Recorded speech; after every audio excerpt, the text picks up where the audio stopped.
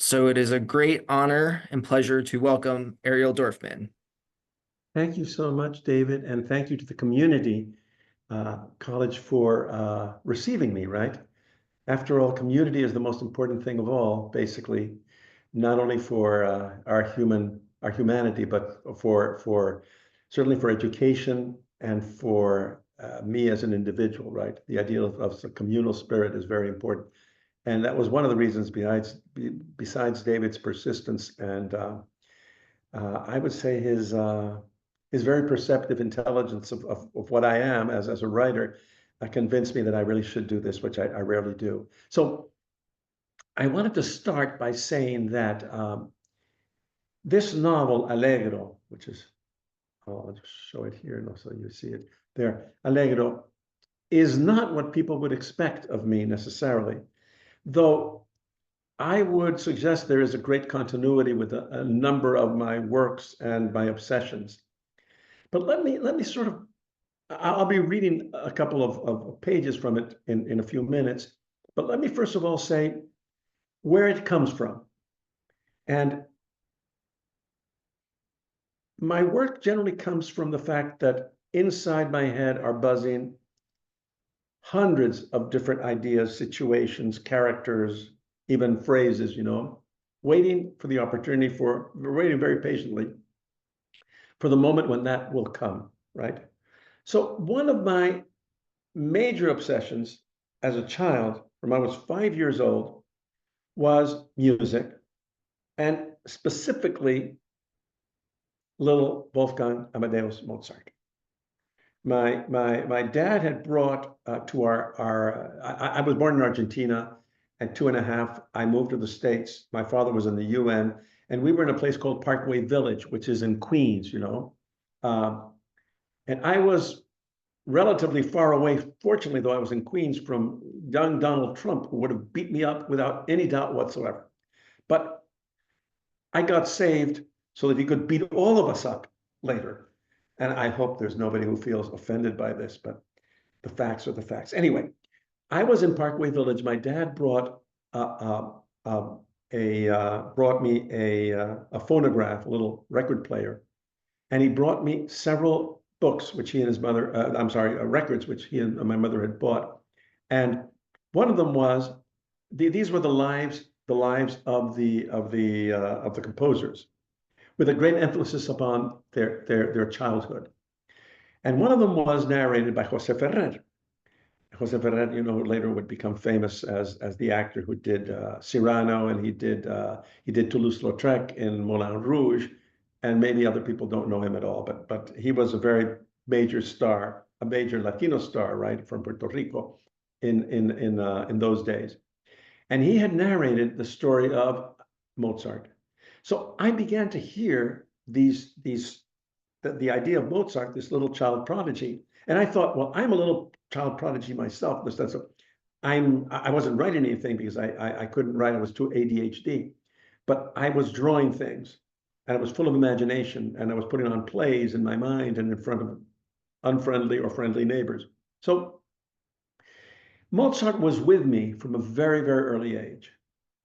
So let's just say that this idea that there's somebody who you really care for, who seems like a companion on your own journey from the past, a dead, in this case, composer, but also a little boy who was facing a world with his artistic talents and being recognized and then not being recognized as time went by and going through all sorts of difficulties. That was sort of in the back of my mind, like one of the things that, a debt that I owed to Mozart in some sense. Let's skip forward to many, many years later, and Amadeus appears, right? I think Peter Shaffer's play is wonderful, and Milos Forman's rendering of it, of that play, is just as wonderful. But I was fascinated by the character of Salieri, this third-rate composer who envies and adores Mozart in equal measure, and supposedly is responsible for his death. And I was appalled by the way in which my hero Mozart was portrayed. I felt that it was terrible to think that such a wonderful human being who worked very hard at what he did would be portrayed as some sort of a stupid, imbecilic almost, cackling fool, who was merely a vessel for God to tell stories or to bring music to the world, right? That's not the case at all, right? I mean, I know very well about that. And just in case, for me, Mozart was so important that when my children were unable to sleep, I would sing La ci darem la mano, benimone lontano. So I would sing from Don Giovanni, that song, and they would immediately quiet down. And I often thought of Mozart as the proof of why humanity deserved to survive the worst things that we do to one another. So I always felt there was a debt to Mozart. So another strand comes in and as I grow older and I become supposedly, the expert in suffering and torture and exile and displacement, and I write about all the things that have made me notorious, at least, I began to feel that one of the things I wanted to do really was I wanted to concentrate some of my writing on those creators and artists of the past that I really cared for, that were central to my existence, right? I already wrote a story about Borges and I wrote stories of different sorts, but I felt that I really needed, in some ways, to write about them, to go into their universes, to go into their souls. And so one of the first things I did is, two of my greatest idols are Shakespeare and Cervantes, and they didn't meet. At least history says they didn't meet. So I decided to make them meet in Valladolid and have Cervantes and Shakespeare speak through an interpreter who speaks both Spanish and English, as I do, right? Yo hablo los dos idiomas, I speak them both currently, let's say. So, and of course, Cervantes is being observed by the Inquisition, and Shakespeare is being surveyed by the Lord's servants there. There's a group there that is a censorship there. And both of them are in danger, dire danger, and have to be saved by this interpreter.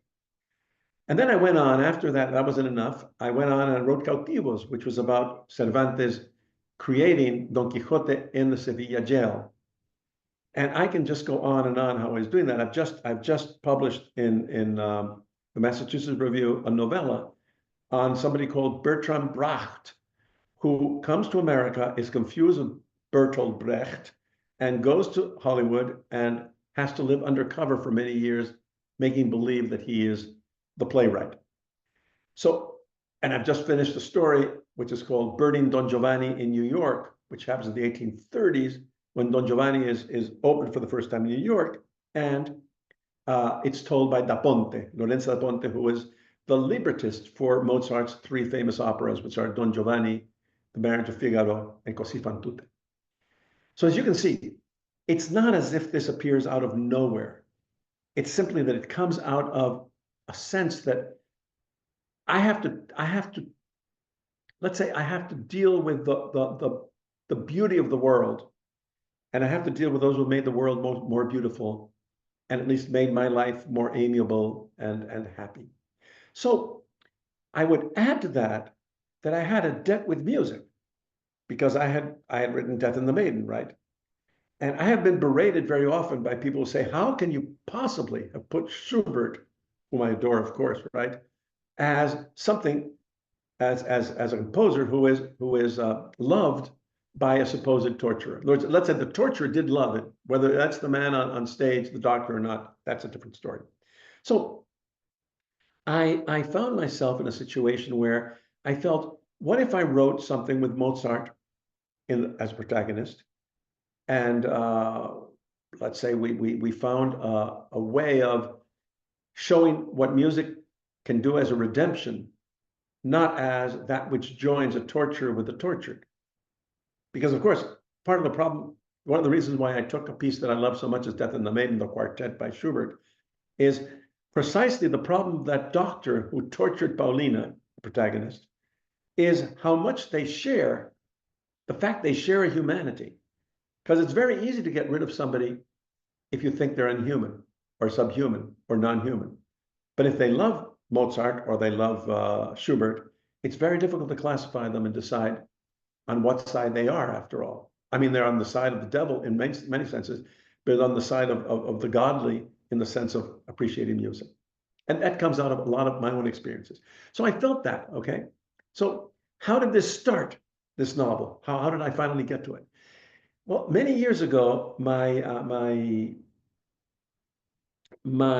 brother-in-law, Ryan, who is married to Angelica, my wife's sister, and was a BBC producer at that point.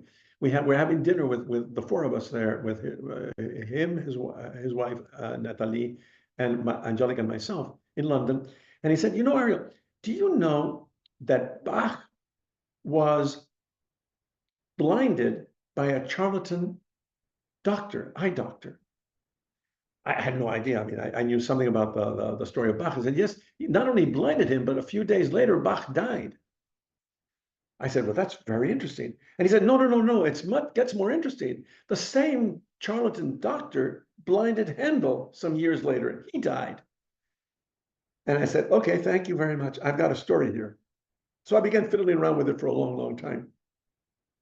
And it was only after a long period of incubation that I realized that the person who should narrate this is Mozart himself, and that he should be sent on a mission to find out the truth about whether Bach was in fact murdered or not.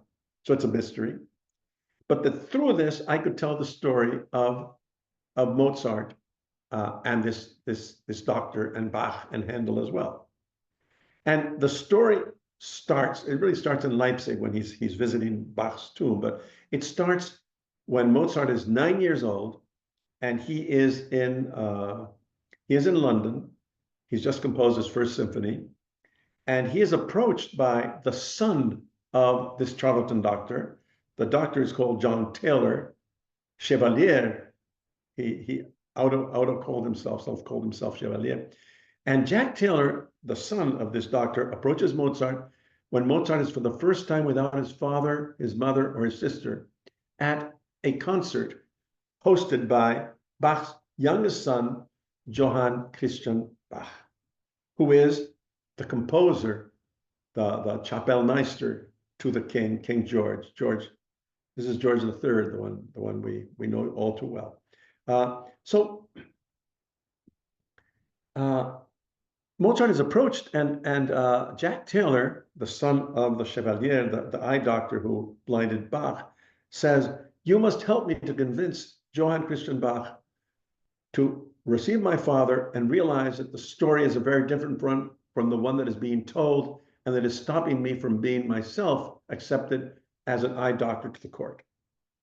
And we will then move later on to Paris, once again, where Johann Christian Bach will again coincide as Jack Taylor with Mozart, and then finally we go to Leipzig to the grave of Bach and a surprise appearance by somebody else.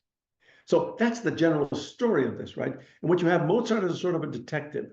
He's a child prodigy, he's a detective, but none of this can give you any sense of what this is about, because of course for that I needed to listen to an infinity of Mozart's compositions. It was one of the delights of writing this.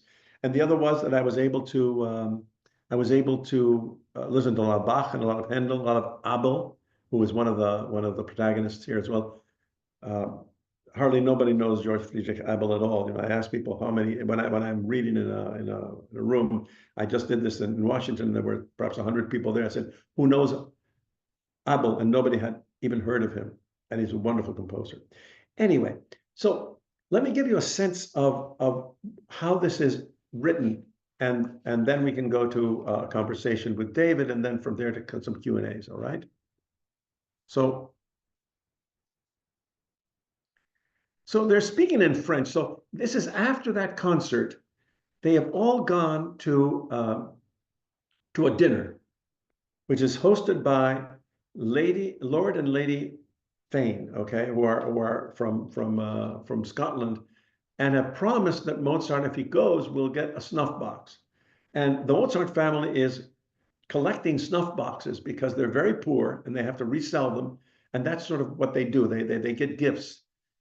And her ladyship decides to say this. So in this group is Mozart, Johann Christian Bach, George Friedrich Abel, and two very famous and real, all of this is real, by the way, in the sense it's real in the sense that all these people existed, a soprano and a contralto, who are lovers of each of these two adult composers.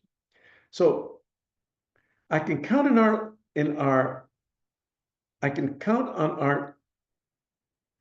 she said we're going to do a moment musical, she says. I can count on our circle, her ladyship said, with a sweeping gesture of a lovely pale arm, 5 esteemed practitioners of music. Each of you must tell us how and when and wherefore you first heard the sweet sounds that have become your profession. The earlier the memory, the more moving will determine the winner of a watch, a very, very valuable watch full of gold. And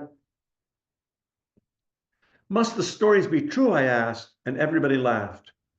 My wife, announced the Earl of Thanet, follows Aristotle in this: better that the stories seem true than that they be true. Though if seeming and truth coincide, fiction and history, so much the better, adds the judge. Which of course is really, I'm talking about my own novel in this case, right? I'm constantly sort of making little references to the process itself. So they begin, each of them begins to tell their stories. And each of them tells a story of the first time they heard music. And each of them is related to some composer, to Handel, to Vivaldi, to many others, and to joyful or traumatic experiences. And Johann Christian Bach tells of a traumatic experience of his in relation to music. And then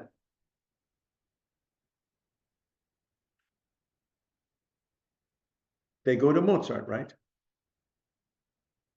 I'm sorry, I've lost my space here. Perhaps, so they turn to Mozart as the 5th person to tell the story. And by the way, each of the stories they tell has a payoff at the end of the book, though we don't know it. I mean, as we're reading, we think they're just telling their stories. No, each of them is laying clues to us, though we don't know it. Like any good mystery, you're supposed to hide the clues in plain sight, right? I mean, like the purloined letter. These are the purloined stories of their lives, of their first encounter with music. So they all turn to me, he says, Mozart says. Perhaps they also were affected by my mentor's story that they wished they were, I'm sorry, perhaps they also were so affected by my mentor's story that they wished to escape it, wished me to help them escape its implications, expected the little prodigy of nature to save them from frailties of human nature. That was not how I had planned my own tale. I was intent on gaining the watch chain, on charming them all into awarding me my first prize. But I realize now that my original idea was not as excellent as I had visualized. The truth is that my first encounter with music, or so I like to tell myself, so I keep telling myself this story all these decades later as I look back and recreate my past, had been from inside my mother, an earlier memory by far than any of the 4 contestants who had preceded me. I had learned about the concord of the universe from her heartbeats that I still carried with me. But on several occasions that evening, the company had been entertaining themselves at my expense, not maliciously, but merely because, well, for what other purpose was a child there among all those men and women but to amuse them? And if I were to reveal to these adults the secret of my existence, the origins of music and the very womb we all come from, the music that most mortals forget, but that I was privileged to recall, if I were to blurt this out, I might receive the watch chain, but I would also receive questions of all kinds, meant to be witty, but in rather poor taste. I was sure. How did you get into that womb, pray? And how did you get out? And who placed you there? Surely you have memories from before you arrived inside your mother. What canals did you navigate? Through which tubes did you journey to disembark there? No, I would not soil my recollection of that tranquility with their jests. Instead, I stood up and walked to the clavichord that had been placidly hearkening to me since my arrival at Dean Street, which is where the dinner is happening. The keyboard knew what I was going to do. It welcomed me in black and white, the black notes on white paper where I had, one day before I was 5, made magic for the first time. My father did not believe it when my sister told him who had composed that tune, not even when I improvised a variation. Whose melody, he asked. How can it be, he asked. Play it again, he said. And then he was weeping. My papa was weeping. He called my mother in, and she too began weeping. And now they, the ladies and gentlemen who had found me so funny and droll, they were all weeping, the whole gathering. La da da la la da da la la da da la la da. That's what he wrote when he was just 5 years old. I stood up from the instrument, took a little bow as if I did not wish for any applause, went back to the table. My first sonata, I said, written when I was still 4 years old, my first encounter with music. They allowed themselves then some animation. The ladies petted me. The gentlemen tapped me on the back. There was a general buzz of delight. Only Bach was quiet. When the excitement had subsided, he asked, and that melody you just played, from where did you bring it? Did you have it with you waiting, crouching inside since birth, since before your birth? And of course, he says, I don't know.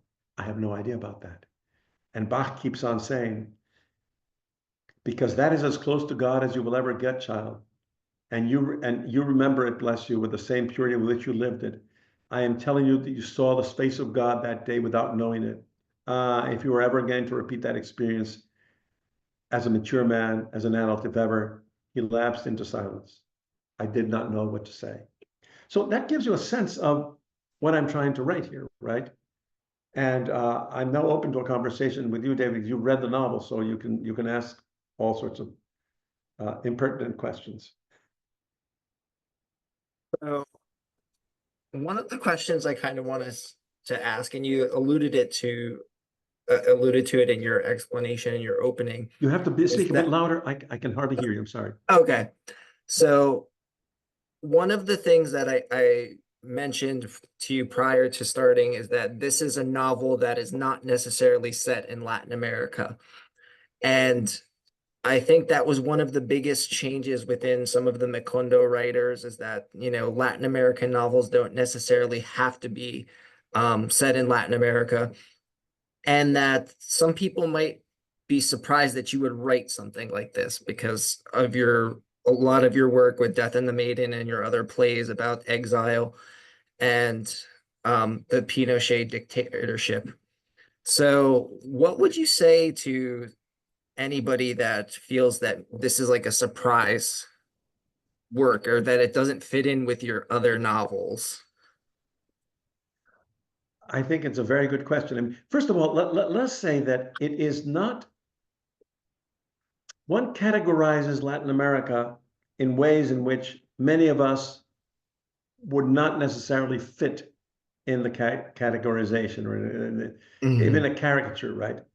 Because I mean, Garcia Marquez, who is a writer who creates Macondo and creates this vision which is seen as so exotic by many Americans, and they consider that's in some sense that is Latin America, right? That's how Latin America is. It's backward. It's full of jovial and tragic people who live lives of violence and sex, right? And of course, that has no space for the fact that Garcia Marquez himself is the product of Western civilization, right? He often said to me, people don't realize that I write literature, right? I mean, he can't be understood except with Faulkner, right? And he can't be understood except for Kafka. So, but that's beside the point. The real point is that we fall into certain, let's say, a classification of who we're supposed to be. And then we're supposed to agree to that. Now, Garcia Marquez, kept on writing in the same vein in some ways. He kept on, but he was fixated on that period in his past, on what had been his childhood and everything that came out of that childhood, and to represent what Colombia and Latin America itself were as a great metaphor. But of course, on that same continent, you have a Borges, right? And Borges writes about the Arabs, and he writes about the Chinese, and he writes about Europe, and he writes about Emma Kunz, and he writes about the Germans. And in some sense, I remember that Roberto Fernandez Retamar, the Cuban poet, would say, there is nothing more Latin American than Borges, because only Latin American would know the 1001 Nights, and he would know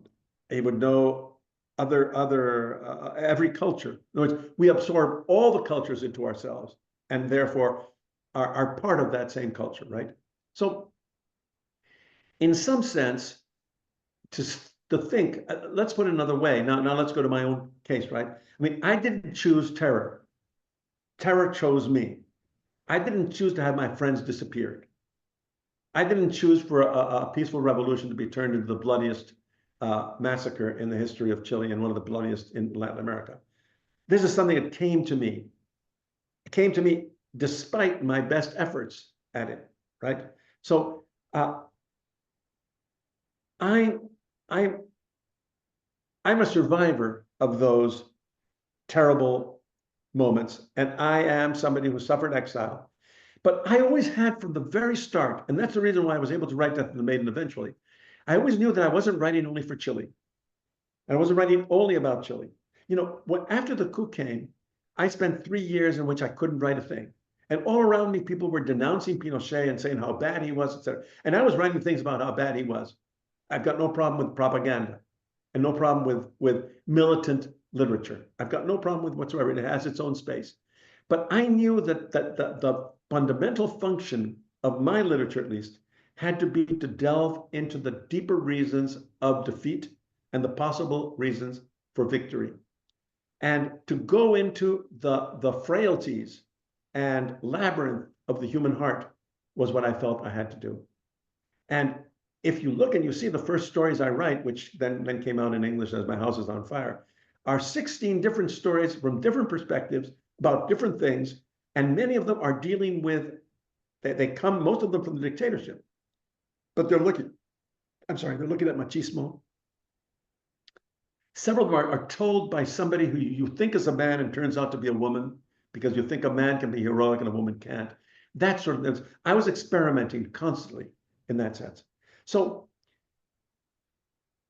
there's an Ariel who is not the author of Death and the Maiden, but the author of Death and the Maiden confronts the audience with the fact that you don't know if the doctor is guilty or he's not guilty. You don't know that, because there are three different versions on that stage of what reality is. Well, it turns out that in Allegro, there are 2 and finally 3 versions of the death of Bach. So I'm not that far from it. It's just that, of course, I'm in the 18th century. And what does the 18th century have to do with Chile? Well, it has a lot to do with Chile, among other things, because there are Chileans who love Mozart, right? We have the right to love Mozart. Now, when people have asked me, so what does it feel like to have created a novel about, published a novel about Mozart, when the world is now facing the possibilities of new dictatorships and more authoritarian rule, and the experience you had in Chile is now repeating itself in of all places in the United States, where people are being taken off the streets. They're being hooded. They're being taken to localities we don't know. They're being deported, and who knows what will happen in the future, right?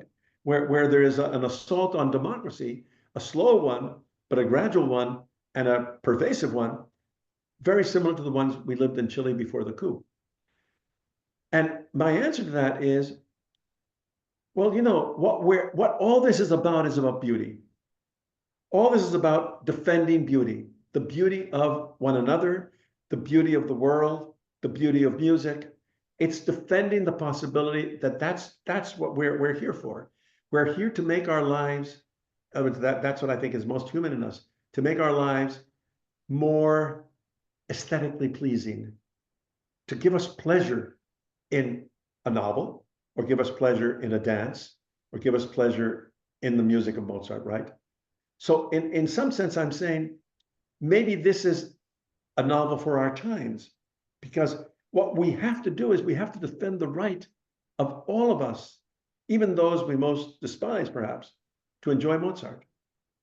and to go with me and with him on this journey into perhaps murder or perhaps something else. Perhaps it's the face of God that we're looking for. I mean, I'm an atheist myself, so it's not, but I had to go into my characters and be true to them in that sense. So one last thing, David, Mhm. Don Quixote is one of my favorite books by far, right? So in Don Quixote's first part, Cervantes wrote the first one in 1605, the second in 1615, and there's 10 years in between. And in the first part, Don Quixote is stark raving mad. He's a lunatic. A lunatic in sense he has hallucinations. The most famous one, of course, is he looks at the windmills and he sees giants, right? Mhm. But 10 years later, he is absolutely sane. He doesn't have one hallucination at all. He is, on the contrary, he's a very wise old man who goes on the road again with Sancho Panza next to him, right? And because everybody has read the first part of Don Quixote, and then a false Quixote was written, everybody considers him to be a madman. And therefore, what they do in a very Baroque fashion, very Lope de Vega and Calderon, is they create around him a world of seeming magic. So they recreate a world where he finds himself in a world where he has been categorized as this lunatic, and they have stuck him in this category and he can't get out. He can't escape. The only escape is death, right? That's how it's done. But I can escape in a different way. So everybody says, oh, you're the torture guy. You're the suffering guy. You're the writer who writes about these terrible things that happen to people and some of the wonderful things that happen to people, right? And I say to them, well, you know what? I'm stepping out of the category. I'm sorry. And of course, this is not going to sell like Death and the Maiden does, right? Or perhaps even like the Suicide Museum did. But it is very similar. And by the way, Suicide Museum also has different versions of the death of Allende, right? So there's a continuum in my work, which some people will recognize, some people won't recognize, and I really don't care if they recognize it or not, because as long as I'm happy with what I'm writing and feel that I'm finally rescuing Mozart from the clutches of Salieri and of Milos Forman and Peter Schaefer, I've I am I'm paying the debt I had to young Wolfgang when he rescued me from boredom and unhappiness when I was 5 years old in Parkway Village, a little exiled child, Argentinian, only speaking English. Amazing, amazing. Okay, I have one more question and then I guess we can open it up. So you mentioned with Death and the Maiden, and that comes from Schubert. Is there a particular Mozart piece that inspired Allegro more than another? Uh, the answer is really no. All of Mozart did it. And when I say all of Mozart, I mean, I said one of the pleasures of writing this novel was that with my wife, we would listen to tons and tons of Mozart music to find out there's at the end of the book, there's a playlist, which you can, if you use Alexa, you can say, Alexa, play the Mhm. cantata such, right? Or this area, right? Uh, Mhm. I, in other words, all of Mozart. I would say that there are several moments which are particularly important to me. There's a fantastic aria at the end of The Marriage of Figaro, which I really wanted to use. And I didn't know how to use it until I came to the epilogue in Leipzig, and where a character whose name I do not want to reveal, who has all the clues to what Mozart is looking for. And let me just say that it's related to the person. I can reveal the person is a woman, because in all my work, there's always a woman who reverses everything, who takes over the world and creates a different reality than we thought was happening, right? Like Paulina, she just turns the table on everything. In Widows, Mhm. the women of the missing turn the tables on everybody.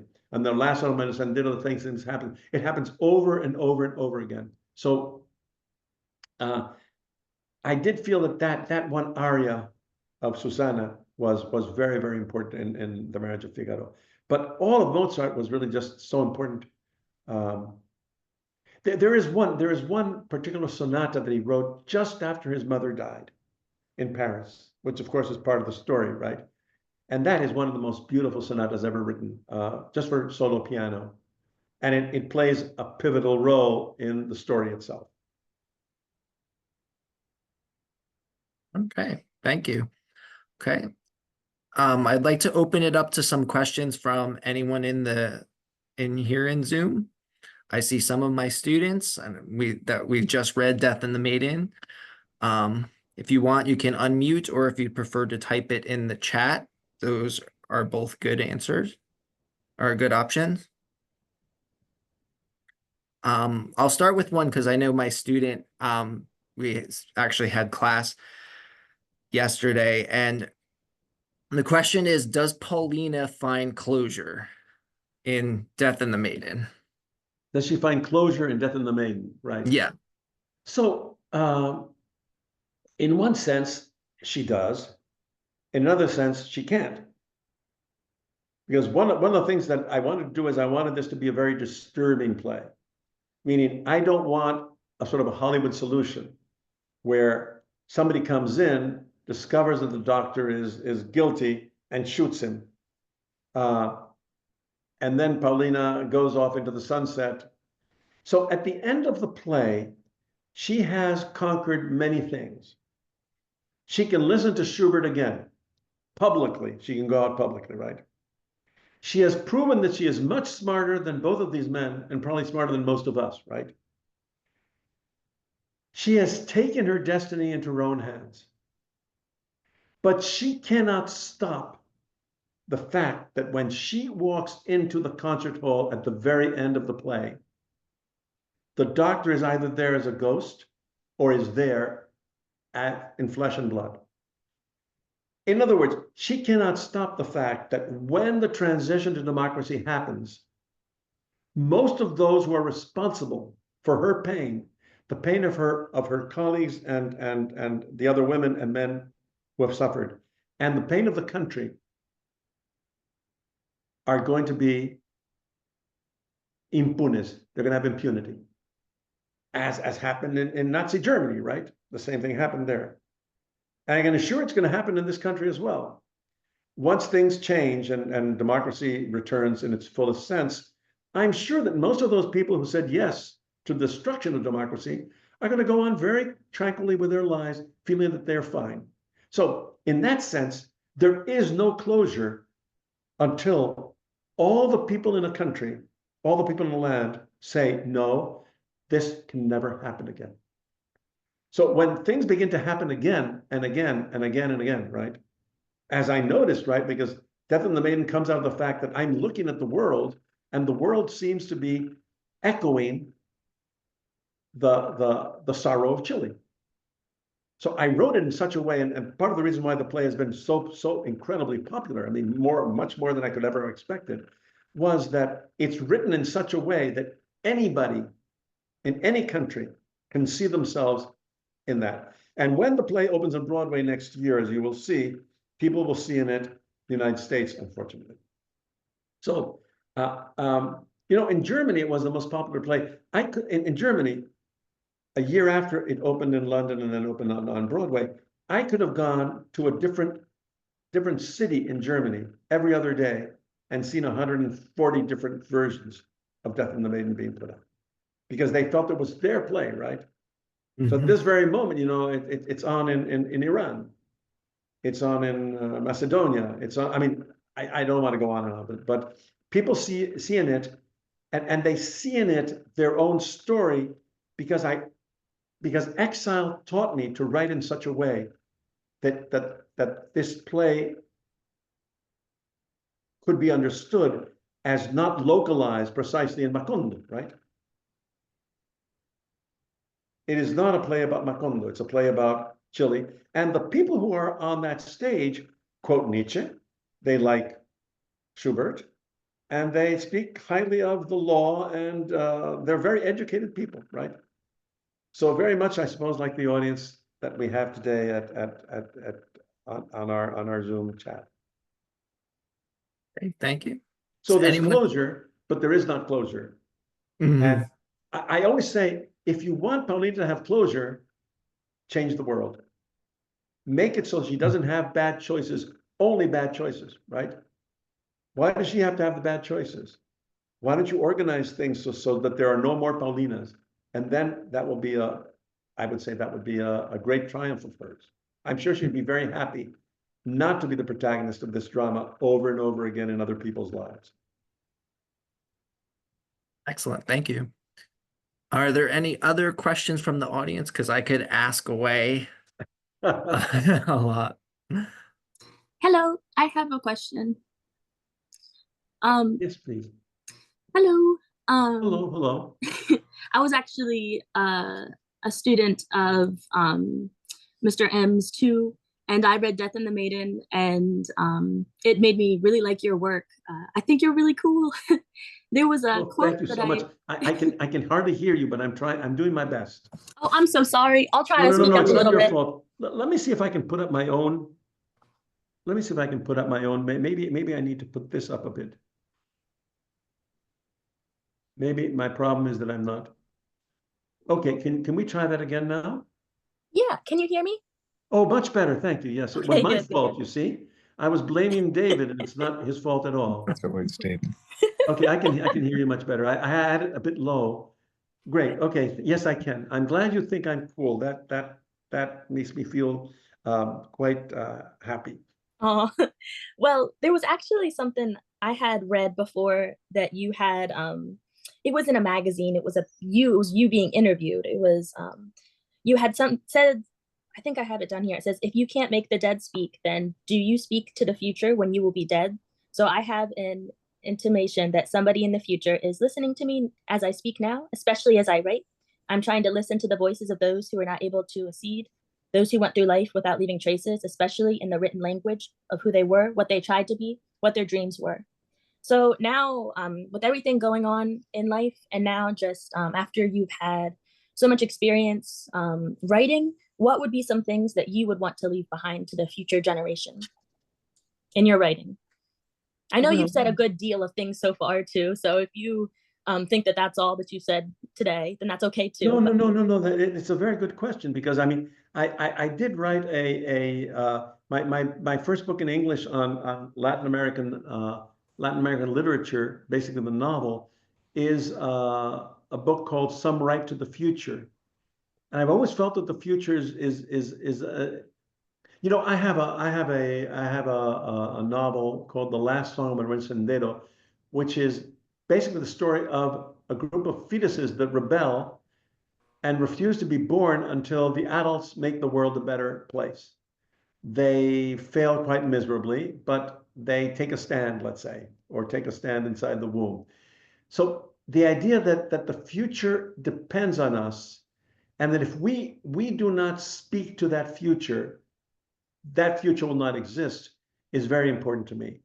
And I feel as if what I've written uh, may help others to become more fully human.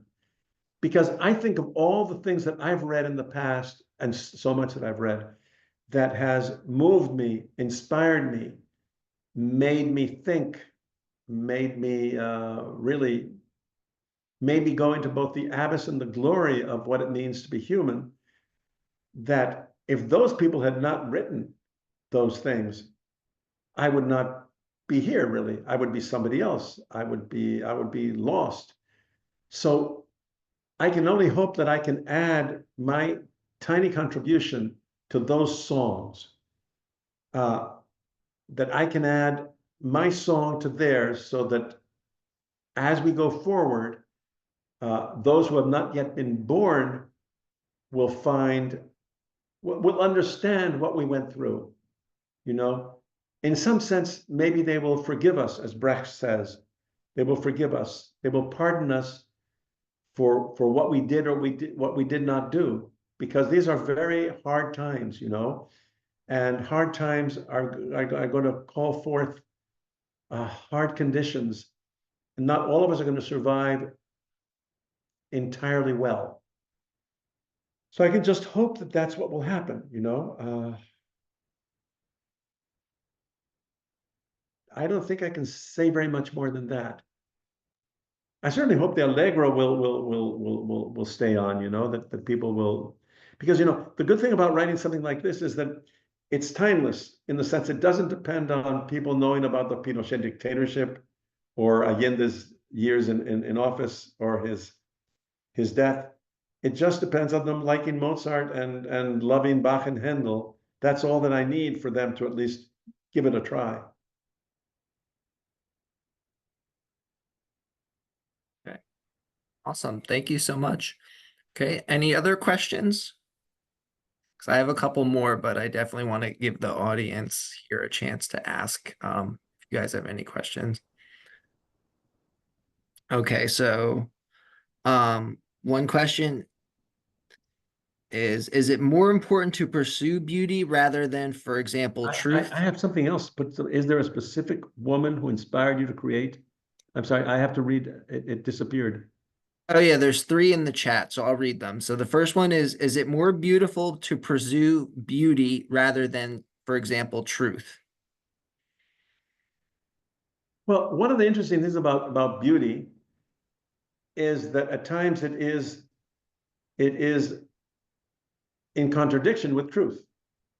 Meaning, it depends on how you call truth, right? I mean, in the sense that at the start of a novel called Confidence, I put a quote by Jean Cocteau who says, "I am a liar who always tells the truth." So beauty is often a form of appearance. It is a form of deception, one could say, right? So I'm not sure if they always go together. I guess in the best of all possible worlds, they would. Like justice and beauty would go together.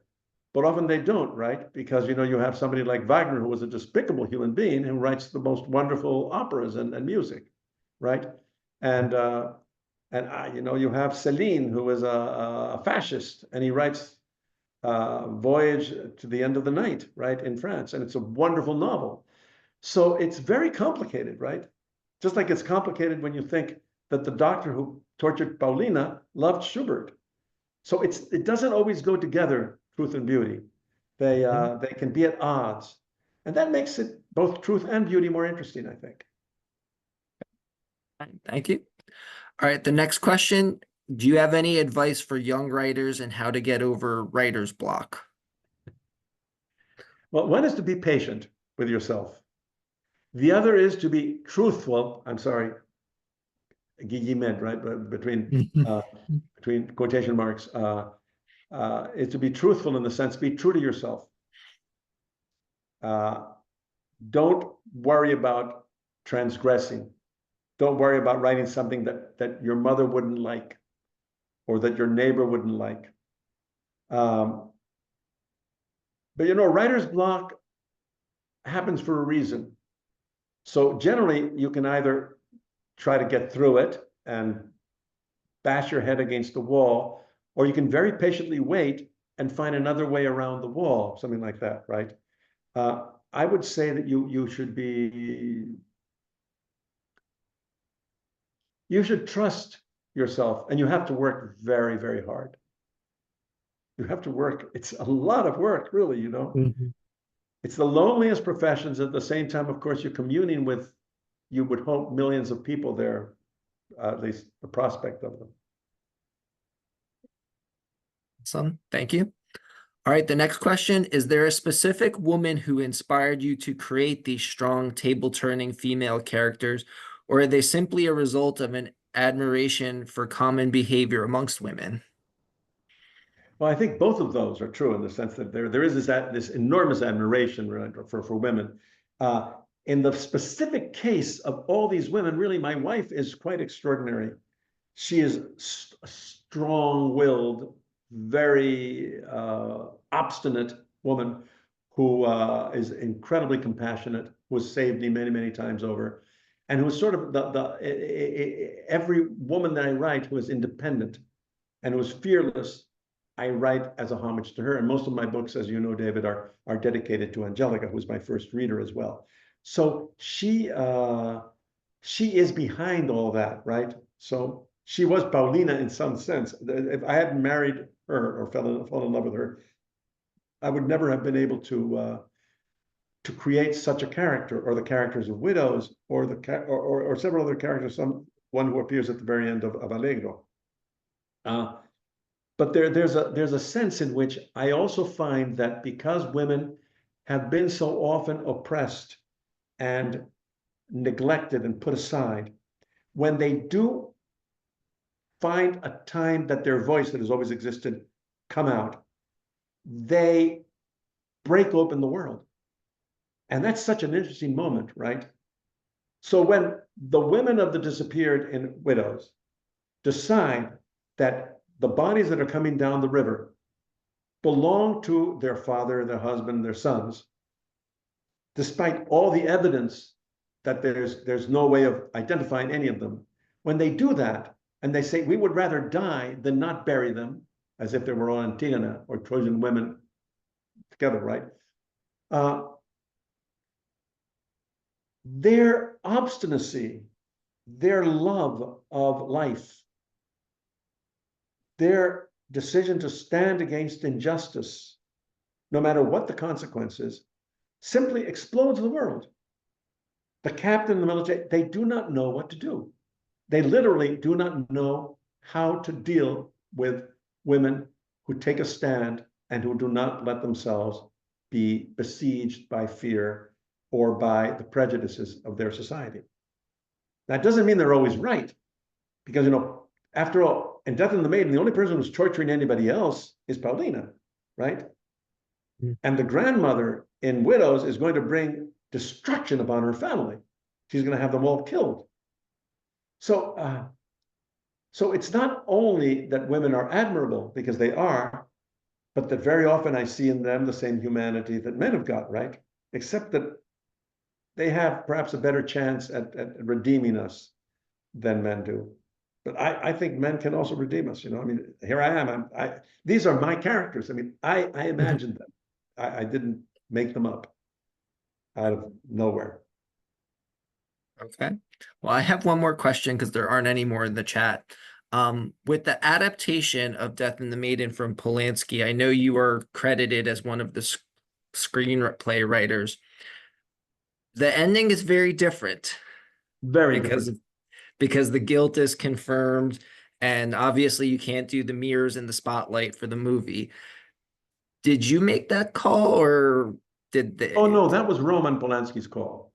Oh, okay. Oh, absolutely. Absolutely. Look, let me tell you a story. Okay. So we are at the seaside and we're filming one of the last scenes, and Ben Kingsley, who is the doctor, is confessing, sort of, you know, to the camera. He does, I think there are 10, 14 takes. Each one is different.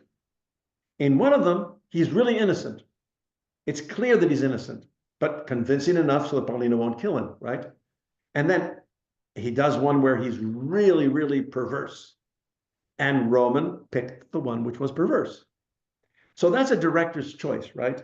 Mm-hmm. Arthur Miller once told me, we were together in Salisbury, he said, look, in Hollywood, and that isn't Hollywood, but it's a film which is a major production, right? He says, in Hollywood, when I sell something to them, I go to the line of California, I hand over the script, they hand over a bundle of money in a bag, and I go east and they go west.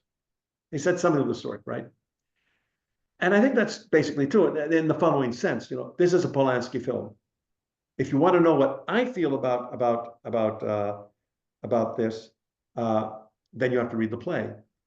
So Roman asked me at some point, he said, you know, there is just so much ambiguity that we can deal with. In your play, you can be ambiguous about this and about this and about this and about this. If you have to choose between the doctor being guilty or Paulina confronting the doctor in the concert hall, which one will you choose? Oh, no, it's much more important for her to confront him in the concert hall, I said. I mean, I'd rather have you not know if he's guilty or not, because that's the way I feel about it. But I understand that you can't load this with more ambiguity than you really have already had. So, you know, it's his film, and I chose him. There were at least 8 or 9 major directors of his caliber who wanted to do this film, and here was I, this semi-unknown, you know, Chilean writer who was able to choose and meet all these people, you know, and they would say, Ariel, why didn't you call me? Why didn't you say? Why didn't you come and tell me that you want to do this? I said, I can't get to you. Now I can get to you. Now I can call lots of people on the phone, right? I don't do it because I only call my friends on the phone, and barely. So let me finish with something, okay? Because people Okay. are always asking me, what about today? What do I feel about today? So this over here is my only children's story, which there's one in French also, but different story that has been published, The Rabbit's Rebellion. And I would just like to read to you from this because I think that though I wrote it a few years after the coup, and then it was translated into English and then has now got a new American edition. The Rabbit's Rebellion. And I'm going to read only just the first I'm going to read the first 2 pages, okay? Which you can see from here. You see this is the wolf here. When the wolves conquered the land of the rabbits, the first thing the leader of the pack did was to proclaim himself king.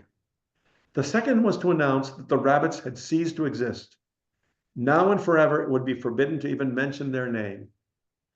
Just to be on the safe side, the new Wolf King went over every book in his realm with a big black pencil, crossing out words and tearing out pictures of cottontails until he was satisfied that not a trace of his enemies remained. But an old gray fox who was his counselor brought bad news. The birds, your wolfiness, insist that they have seen some of those creatures from on high. So how come I don't see anything from way up here on my throne? Asked the wolf. In times like these, answered the fox, people have got to see to believe. Seeing is believing? Bring me that monkey who takes photos, the one who lives nearby. I'll teach those birds a lesson. And the monkey comes and begins to take photographs. But because of the strength and courage of his daughter, a little monkey girl, the rabbits begin to appear in the photos themselves. They begin to invade the imagination of the nation. So this is my message for today, you know. You have to be like the monkey girl, like the monkeys. Don't let yourself be disappeared. Don't become a desaparecido. Mm-hmm. And thank you so much for having me as your guest. Yeah, thank you so much. I'd like to turn it over now to Dr. Deb Casey, the president of Wor-Wic, to just give a few remarks. Thank you so much. That was fabulous. I appreciate so much you sharing your novel and a little bit about the opportunity that you read to us in itself is something that I see as grace. So I can't thank you enough. When Dr. Mongor said that you were coming, he said to me that this is his dream come true. And so I just want you to know that today he received the Equity and Excellence Award by his peers at one of our community events. And it's because of this work and this relationship that he has with authors and poets and those that are moving the needle in our world today. So Mr. Dorfman, I can't thank you enough for being in our space and for reflecting the collective commitment to identity, history, and resistance. I mean, we need this more than ever, and it gives us all pause to think and reflect through your work and the work of many, many others, what it takes to truly be human, create Thank you so community, much. and love one another. Yes, yes. Love is the answer. It really is. I mean, though it seems like a Beatles song, but it is an answer, really. It is. Thank you so much. And thank you, I'm sure, for the work you're doing, because it seems to be quite a community. It seems to be quite a college. I'm sure that the students are very pleased and the faculty as well. And felicitaciones, David. Great. Qué bueno. Yeah, thank you so much. And just to announce to everybody, our last Echoes and Visions of the semester will be on the 23rd on Wednesday at 6:30 in the same Zoom link, and we will be hosting current U.S. Poet Laureate Ada Limon. So another fantastic writer. So thank you so much, Ariel, for coming and for talking about Death and the Maiden and Allegro and all of your works. This was absolutely amazing. Thank you so much. Thank you, all of you. Thank you so much. Thank you. Okay. Have a wonderful night, everybody. Take care. Yes, Angelica's waiting for me, Take so I have to care. go. You know, and I can't have her angry with me at all. Thank you. I'll give you a call on the phone, okay? Okay, sounds good.